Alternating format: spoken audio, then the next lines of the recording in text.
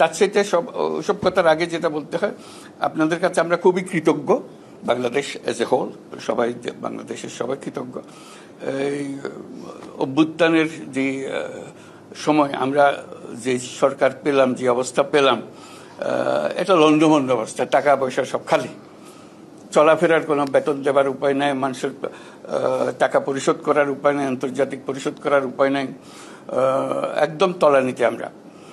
তো বুঝতে পারছিলাম না যে কোথার থেকে আমরা রওনা হবো, কোথার থেকে আমরা কাজ করব। তো তখন আমাদের একটা আস্থা আসলো যে আপনাদের রেমিটেন্স, এই রেমিটেন্স না হলে এই সরকার টিকে থাকা বড় মুশকিল হতো, যে কিভাবে এই সরকার চালাবে কি করে। এই আন্তর্জাতিক যে লেনদেনের অবস্থা কাহিল হয়ে গেছিল। এখন সেটার জন্য আপনাদের কাছে কৃতজ্ঞতা জানাচ্ছি। একদম জোরে একটা হাততালি দিয়ে সবার জন্য। শুরুতেই আমার সঙ্গে যারা দুইজন উপদেষ্টা এসছেন তাদের সঙ্গে পরিচয় করিয়ে দিই। এখানে আছেন আলী আজম, পরিচয় হয়ে গেছে অলরেডি, আগে খুব পরিচয়। দুইজন ফরিদা আক্তার, ফিশারিজ, মৎস্য প্রাণী সম্পদ।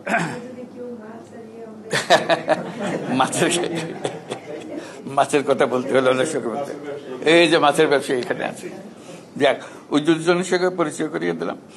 আর এমনিতে আমরা, আমার সঙ্গে আপনাদের অনেকের সঙ্গে পরিচয় হয়ে গেছে অলরেডি।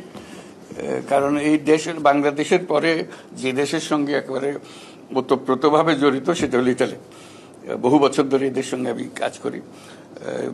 ইতালির উত্তর, দক্ষিণ, পূর্ব, পশ্চিম কোথাও কোনো জায়গা নাই যেখানে আমাকে নিয়ে যায়নি, যেখানে আমার কোনো কর্মসূচি নাই। এটা একটা হলো সব রাজনৈতিক দলের সঙ্গে আমার একটা সম্পর্ক হয়ে গেছিল, যার কারণে সে বহু ধরনের প্রস্তুতি এর মধ্যে হয়েছে রাজনৈতিকভাবে। এখানে যে 5 স্টার মুভমেন্ট হলো, 5 স্টার মুভমেন্ট যে জিতলো, তাদের প্রধান প্ল্যাটফর্মের মধ্যে একটা অংশ ছিল যে সমস্ত কথা আমি বলি, যে সমস্ত কথা এটা তাদের রাজনৈতিক দলের অংশ হিসেবে তারা গ্রহণ করেছিল। সেজন্য বহুবার তাদের সঙ্গে বৈঠক হয়েছে কিভাবে এগুলো ইমপ্লিমেন্ট করবে। অর্থাৎ এই দেশের রাজনীতি এবং বিশ্ববিদ্যালয়, ছাত্র সমাজ, সবার সঙ্গে আমার যোগাযোগ। ওই যে একটা বোলোনিয়া ইউনিভার্সিটির কথা, দীর্ঘদিন ধরে ওদের সঙ্গে আছে, এবং বিভিন্ন বিশ্ববিদ্যালয়ের এরকম সেন্টার আছে, আমাকে যেতে হয়েছে, তাদের ছাত্রদের সঙ্গে যোগাযোগ হয়েছে, কর্মসূচি আছে। কাজে সেই সূত্রে এটার সঙ্গে আমার খুব গভীর একটা সম্পর্ক দাঁড়িয়ে গেছে। এইটাতে যখন কি করতে যাচ্ছিল রোম সিটিটাকে, যেটার সিলেকশনের জন্য যে একটা ডেলিগেশন যাবে এক্সপোর জন্য সিলেকশন প্রসিজিওরে, তো সেখানে ইতালি সরকার যে কমিটি গঠন করলো এটা প্রমোট করার জন্য, বিভিন্ন শহর এটাতে প্রতিদ্বন্দ্বী হয়, রোমকে যাতে তারা সিলেক্ট করে সেই জন্য যে তারা তাদের যে কমিটি বানালো এটার জন্য, এক্সপো ইন্টারন্যাশনালের সঙ্গে নেগোসিয়েট করার জন্য, সেখানেও আমার রাখলো যাতে আমি শুদ্ধ গেলে এটা তাদের রোমের কেসটা ভালো হয়। কাজে রোমের সঙ্গে আমার সেই কারণে, রোমের যত মেয়র এসছে সবার সঙ্গে আমার সঙ্গে পরিচয়। গতকাল রোমের মেয়রের সঙ্গে, ওনার সঙ্গে আগেও দেখা হয়েছিল, আবার দেখা হলো। তো সেখানে আপনাদের কথা আলোচনা হলো, খুব সম্মানের সঙ্গে আপনাদের কথা বললো, এটা হলো বড় কথা। তার সাথে সব কথার আগে যেটা বলতে হয়, আপনাদের কাছে আমরা খুবই কৃতজ্ঞ। বাংলাদেশ এজ এ হোল, সবাই, বাংলাদেশের সবাই কৃতজ্ঞ। এই অভ্যুত্থানের যে সময় আমরা যে সরকার পেলাম, যে অবস্থা পেলাম, এটা লন্ডভন্ড অবস্থা, টাকা পয়সা সব খালি, চলাফেরার কোনো বেতন দেবার উপায় নাই, মানুষের টাকা পরিশোধ করার উপায় নাই, আন্তর্জাতিক পরিশোধ করার উপায় নাই, একদম তলানিতে আমরা। তো বুঝতে পারছিলাম না যে কোথার থেকে আমরা রওনা হবো, কোথার থেকে আমরা কাজ করব। তো তখন আমাদের একটা আস্থা আসলো যে আপনাদের রেমিটেন্স, এই রেমিটেন্স না হলে এই সরকার টিকে থাকা বড় মুশকিল হতো, যে কিভাবে এই সরকার চালাবে কি করে। এই আন্তর্জাতিক যে লেনদেনের অবস্থা কাহিল হয়ে গেছিল। এখন সেটার জন্য আপনাদের কাছে কৃতজ্ঞতা জানাচ্ছি। একদম জোরে একটা হাততালি দিয়ে সবার জন্য। এটা একটা মস্ত বড় জিনিস, আপনারা ব্যবসা করছেন, আপনারা রোজগার করছেন, সে রোজগার বাংলাদেশে যাচ্ছে। কাজে এটা আমাদের একটা বড় স্বার্থ আছে, আপনাদের সাফল্য, আপনাদেরটার জন্য। তো কালকে যেটা আলাপ হলো মেয়রের সঙ্গে, প্রথম কথা হলো তিনি খুব শ্রদ্ধার সঙ্গে আপনাদেরকে দেখেন। অনেক সময় মনে হয় না তুচ্ছতা ছিল করে বাংলাদেশি কোথা থেকে এসেছি, মোটেই ছিল না। অত্যন্ত শ্রদ্ধার সঙ্গে বলেছে যে আপনারা খুব মূল্যবান তার জন্য, এই শহরের একটা মূল্যবান অংশ আপনারা যে কন্ট্রিবিউট করছেন, এবং আপনাদের কঠিন পরিশ্রমের মাধ্যমে রোম শহরের যে উন্নতি হচ্ছে সেটা বারে বারে উনি উল্লেখ করেছেন। এবং আপনাদের পরিশ্রম, আপনাদের মেধা, আপনাদের সৃজনশীলতা, এগুলোর খুব প্রশংসা করেছেন। এবং এই প্রশংসা শুধু রোম শহরের জন্য না, পুরো ইটালির জন্য আমি বারে বারে শুনেছি। আপনাদের প্রধানমন্ত্রী মেলোনি, তার সঙ্গে কয়েকবার আমার দেখা হচ্ছে, 3বার দেখা হয়েছে, চতুর্থবার আবার দেখা হবে ডিসেম্বরে, উনি বাংলাদেশে আসবেন তখন। ইমিডিয়েট কয়েকদিন আগে দেখা হয়েছে, সেটা হলো নিউ ইয়র্কে জাতিসংঘে 24শে সেপ্টেম্বর জাতিসংঘে আমি দেখা হলো 24শে সেপ্টেম্বর তারিখ বলে দিলেন। সেখানেও আবার আলাপ হয়েছে, কয়েকবার আলাপ হয়ে গেছে, 3বার আলাপ হয়েছে, এবং সেখানেও একই কথা। তো আমি বিষয়টা তুলেছি, অনেক জিনিস আমার জানা আছে আপনাদের সমস্যা সম্বন্ধে, যেহেতু সবসময় আসি, সবসময় কথা হয়, কারো না কারোর সঙ্গে আলাপ হচ্ছে। তো এগুলো বললাম তাকে, ভিসার কথা বললাম, এই যে লোকটা বাইর করে দিচ্ছে সেগুলোর বললাম, যারা ভিসা দেওয়া হয়েছিল ভিসা বাদ রিনিউ করা হচ্ছে না সেগুলোর কথা বললাম। তো উনিও দুঃখের কথা বললাম, বলে আমরা খুব সম্মান করি, বাংলাদেশি যারা আছেন তারা ইটালির জন্য অত্যন্ত গুরুত্বপূর্ণ। এটা এমন না যে আমরা তাদের থেকে নিষ্কৃতি পেলে বাঁচি, ওটা আমাদের না, আমরা তাদের রাখতে চাই। এটা সম্বন্ধে পরিষ্কার যে আমরা তাদের রাখতে চাই, সম্মানের সঙ্গে রাখতে চাই। কিছু কতগুলো সমস্যা আছে, ভেজাল, এই বাংলাদেশ যেখানে যাচ্ছে ভেজালের একটা সৃষ্টি করছে, বলে এটার থেকে আমরা বাঁচতে পারতেছি না, এটার থেকে নিষ্কৃতি বলে আমি বললাম যে আমরা দুই পক্ষ চেষ্টা করি, আমাদেরও কষ্ট হয়, যে তারাও কষ্ট পায়, আমরাও কষ্ট পাই, তারা ঠেকায় পড়ে এই সমস্যার মধ্যে পড়ে গেছে। এটা এমন না যে তারা আসলে দুষ্ট লোক, তারা ভালো লোক, কিন্তু পরিস্থিতির কারণে দুষ্টামি করে টিকতে হচ্ছে তাদেরকে। এটা দুষ্টামি করে যাতে টিকতে না হয় একটা পন্থা বাইর করতে হবে আমাদেরকে, সেও যেন সম্মানের সঙ্গে বাঁচে, আর তোমরাও যেন আইন কানুন মতো চলে, আমরাও শান্তিতে থাকি যে আইন কানুন মতো।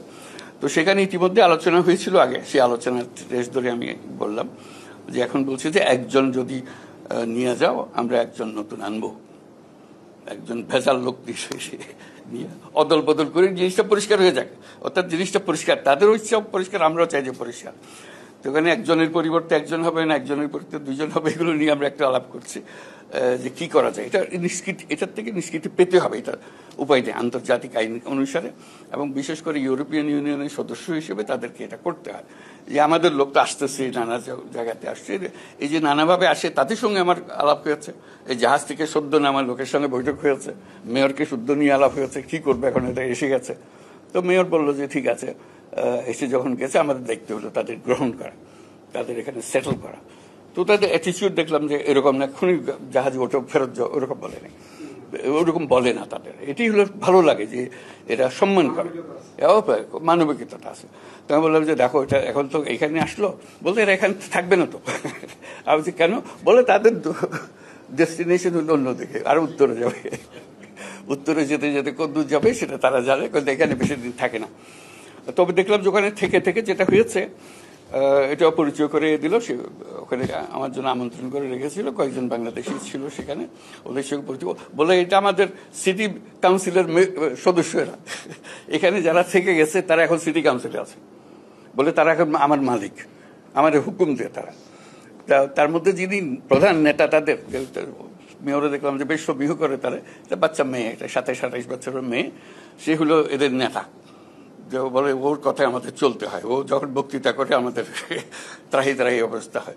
দেখলাম যে এটাও একটা সম্পর্ক দাঁড়িয়ে গেছে, যে এটা এমন না যে একেবারে নাম পরিচয়বিহীন লোক এখানে এসে গেছে, তারা শ্রদ্ধাও করে, কিন্তু সমস্যা আছে।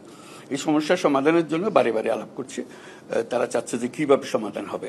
এই যে ছাত্রদের যাদের এক্সপায়ার করে ঢুকেছিল, তারপর আর দেয় না, এইটা একটা বড় সমস্যা হয়ে গেছে। একটা তো হলে ভেজাল লোক ঢুকে গেছে, কাগজপত্র কিচ্ছু নাই, ভেজালের মধ্যে আছে, ওদেরকে কিভাবে সঠিক পথে নিয়ে আসা যায়। অর্থাৎ চেষ্টা হচ্ছে সমাধান করা, তাড়িয়ে দেওয়াটা সমাধান না। এইটা পরিষ্কার হয়ে গেছে, দুপক্ষেই এটা পরিষ্কার, তাড়িয়ে দেওয়াটা সমাধান না। তবে কিভাবে এটাকে পরিষ্কার করা যায় যাতে তোমরাও পরিষ্কার থাকো, আমরাও পরিষ্কার। এই হিউম্যান ট্রাফিকিং যে জিনিসটা বলে, আপনারা সবাই পরিচিত আছেন, বলে মস্ত বড় জিনিস, বহু লোক প্রাণ দেয় ইত্যাদি, এগুলো যাতে দিতে না হয় সেটার চেষ্টা করা। যেহেতু তাদের রাজনৈতিক নেতাদের সঙ্গে সম্পর্ক আছে, এটা বহুবার বুঝিয়েছি যে এই জিনিসটা যাতে হয়, সুন্দরভাবে হয়, এবং আপনারা যাতে বিভিন্ন পেশায় প্রতিষ্ঠিত হন, এটাও তারা ভালো লাগছে। তারা আসে একরকম, তারপর আস্তে আস্তে উপরের দিকে চলে যায়, কেউ তাদের নিজের চেষ্টায় করে ফেলে। তো সেটা আমাদের কাছে ভালো লাগে। যদি কোনো রকম বেআইনি কাজ না করলে আমরা খুশি। আর এখানে যেহেতু আসি বহুজন সম্মান করার জন্য, রোম শহরের সবচেয়ে বড় বড় রেস্টুরেন্ট যেগুলো আছে সেখানে খেতে নিয়ে যায়, ডিনার খাওয়া হবে। তো আমিও যাই, তারা ডিনার খাওয়াইতে চাই, খাই। কতক্ষণ পরে দেখি আমার চারদিকে ফিসফাস শুরু হয়ে গেছে। কি ব্যাপার? একজন বাংলাদেশি পাওয়া গেল, সে এসে সালাম দেয়, কেন ফার্স্ট আর একটু কথা বলবো। কি বল? সবাই ভেতরে কিচেনে অপেক্ষা করতেছে, আপনার সঙ্গে একটু দেখা করবে। তো মালিক আসলো, মালিকে বললো যে হ্যাঁ আমাদের এখানে বাংলাদেশি আছে, বলে আমরা খুব কৃতজ্ঞ বাংলাদেশের প্রতি। বলে আসলে রেস্টুরেন্ট তারাই চালায়, আমি শুধু টাকাটা দিই। বলে এদের কারণেই আমার উপার্জন, তাদের হাতে এটা। ভেতরে গিয়ে দেখলাম সব কাজকর্ম করতেছে সব বাংলাদেশি। টপ রেস্টুরেন্ট, কিন্তু এটা রাস্তার পাশের রেস্টুরেন্ট না। রোম শহরের কোনো রেস্টুরেন্ট নাই যেখানে বাংলাদেশি শেফ নাই। বাংলাদেশি শেফ চলে গেলে রোম শহর অচল হয়ে যাবে। আমি তাদেরকে বললাম, আমার দেখো আমার ভাগ্য হয়েছিল ইয়েতে মস্কোতে রেস্টুরেন্টে আমাকে নিয়ে গেল একজনে, খুব বড় রেস্টুরেন্টে নিয়ে যাবে। আমি ঠিক আছে, খাওয়া দাওয়া করবো, রেস্টুরেন্টে যাবো। কতক্ষণ পরে দেখি ঠিক বাংলাদেশি একজন হাজির। বলে স্যার আপনি খাওয়া হয়ে গেল, আপনার সঙ্গে একটা ছবি তুলবো। আচ্ছা ঠিক আছে, ছবি তুলবা। তো বলে তারপর যখন ছবি তোলার জন্য হলো, বলে একটু কিচেনে আসতে হবে। কিচেনে গিয়ে দেখি অনেক আরো মস্কোতে, এবং এটা হলো টপ রেস্টুরেন্ট মস্কোর। তার মধ্যে পুরো জিনিস চালাচ্ছে কিন্তু ইটালিয়ান খাবার খাওয়াচ্ছে। মস্কোতে ইটালিয়ান খাবারের জন্য বেস্ট রেস্টুরেন্ট হলো বাংলাদেশি শেফের তৈরি খাবার। এটা তারা সবাই বুঝে এখন। বাংলাদেশি শেফ না হলে বেস্ট রেস্টুরেন্ট হচ্ছে না, এবং ইটালিয়ান খাবার, এটা বাংলাদেশি খাবারের জন্য আসতেছিল তারা, ইটালিয়ান খাবার, এবং এরাই সবচেয়ে ভালো। কাজে এইটুকু সম্মান নিয়ে এসছে। গতবার একবার যখন এসেছিলাম, একটা সিনেমার দিকে পোস্টার দেখতেছিলাম, একটা বাংলাদেশি ছেলে তৈরি করেছে চারদিকে। হ্যাঁ, কি নাম? বাংলা, নামটা হলো বাংলা। দেখেছেন কিনা জানি না। আমার সবাই বললো যে এটা তো দেখতে হবে। হ্যাঁ আমিও দেখবো, একটু চলো। তো দেখার জন্য নিয়ে গেল। দেখা যাচ্ছে তার মা বাপ যত আছে সবাই আসলো, সেই ছেলেও আসলো যে করেছে আমার সাথে দেখা করার জন্য। করে ওই ছবিটা সবাই মিলে দেখলাম। এই বাংলাদেশিদের এই কাহিনী আপনারা নিশ্চয়ই দেখেছেন। এটা খুব মজা লাগলো। মানে আমি বলছি যে কত দিকে, এটা শুধু রেস্টুরেন্ট চালাচ্ছি, ব্যবসা করছি, আন্তর্জাতিক ব্যবসা করছি তা না, কালচারের মধ্যে ঢুকে গেছে, এবং সম্মান খুব ভালো রিভিউ পেয়েছে। কাজে এই সম্পর্কটা কিভাবে গড়ে তোলা, আপনারা জায়গাটা করে দিয়েছেন, হার্ডেস্ট পার্ট আপনারা করেছেন। নেক্সট যারা আসবে তারা তৈরি জিনিসের উপরে যাবে, এবং আসবে, আরো আসবে। আমরা চাচ্ছি যে আসুক, ইতালির সঙ্গে পরিচয় হোক, ইউরোপের সঙ্গে পরিচয় হোক, তাতে বাংলাদেশের অনেক উপকার হয়। ইয়াং ছেলেবেলারা দেখে থাকে আমরা যেতে পারবো, আমরা এরকম করতে পারবো। ওনারা যেরকম উন্নতি, ওরা সাহস করে এসছেন। আমরা তো জানতেন না যে এত বড় ব্যবসা করতে পারবেন। যখন এসছেন অনিশ্চয়তার মধ্যে এসছেন, অনেক দুঃখ কষ্টের মধ্যে এসছেন, অনেক জানা ছিল না কি করব ইত্যাদির মধ্যে এসছেন। তো সেখানে এসছেন। কাজে আপনারা একটা রোল মডেল, আপনাদেরকে দেখে দেখে অনুপ্রাণিত, জাতীয় অনুপ্রাণিত হচ্ছে। কাজেই এরাও সেই সম্মানটুকু দিচ্ছে। আমরা এরকম মনে করি না তারা বড় তুচ্ছতাচ্ছিল্য করছে, মোটেই না। আমি একবার গ্যারান্টি দিয়ে বলতে পারো তারা অত্যন্ত সম্মান করছে, কারণ তাদের অর্থনীতি বেঁচে আছে আপনাদের জন্য। তা না হলে তাদের অর্থনৈতিক সংকট হতো। এখন বাংলাদেশের লোক এটা যে একটা স্থান করে নিতে পেরেছে, ইটালি হলো সবচাইতে বড় উদাহরণ। অন্য জায়গাতেও হবে আস্তে আস্তে, কিন্তু ইটালি পথ দেখিয়েছে। তো সেই জন্য আবার জাতির পক্ষ থেকে আপনাদের সবাইকে ধন্যবাদ জানাই।